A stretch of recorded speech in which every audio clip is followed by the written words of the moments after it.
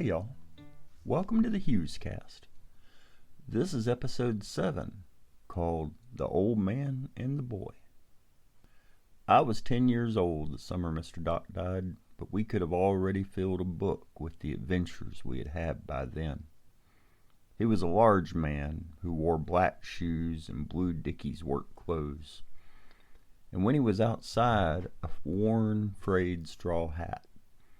His hair was close cropped and woolly, white over watery blue eyes that always held the beginnings of a smile.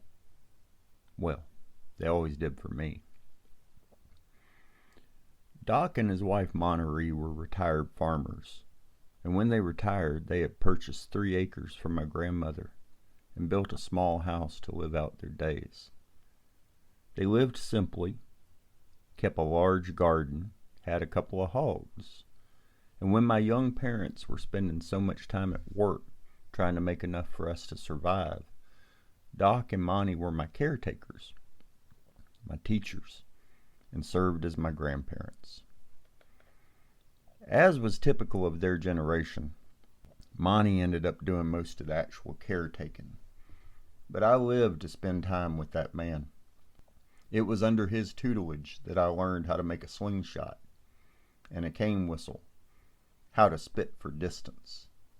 It was indeed from him that I learned all the important things an 8-year-old boy needs to know about life. Tell the truth. Plant your watermelons after the full moon in May. Stand up straight. Don't interrupt. Always shake hands. You will feel better if you take a nap after lunch. Always carry a pocket knife and make sure that it's sharp. Most shows on TV are useless. Do just one thing at a time. Food tastes better if you share it with someone you love. There is value to be had in sitting in the shade and doing nothing but listening to the mockingbirds. There was a chair in the living room that was only his. He was ill by the time I knew him best, and sometimes he sat in that chair and stared down the road, lost in his own thoughts for hours. And then, with a burst of energy, he would suddenly stand up and ask if I wanted to go with him to the store. I would scramble out to the old Chevy truck that stood in the driveway, and he would drive the mile down the road to the small corner store, which had been my family's salvation when they hired my grandmother after her husband died. Regardless of whatever else we were after, he would always buy a handful of penny candy and a Milky Way candy bar.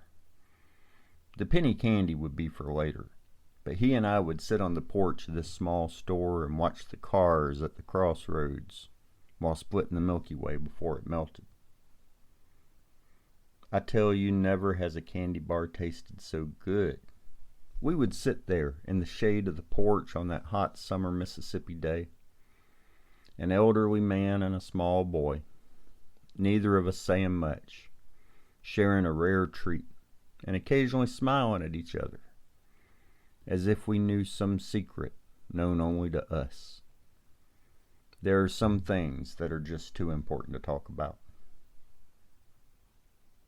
This May, he'll have been gone for 44 years. Monty died almost 30 years ago.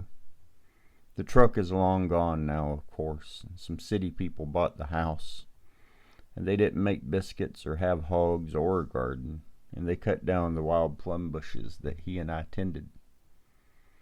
The store is gone too, long since turned into a pawn shop, and the porch no longer has a bench, and that lazy corner is now a bustling intersection.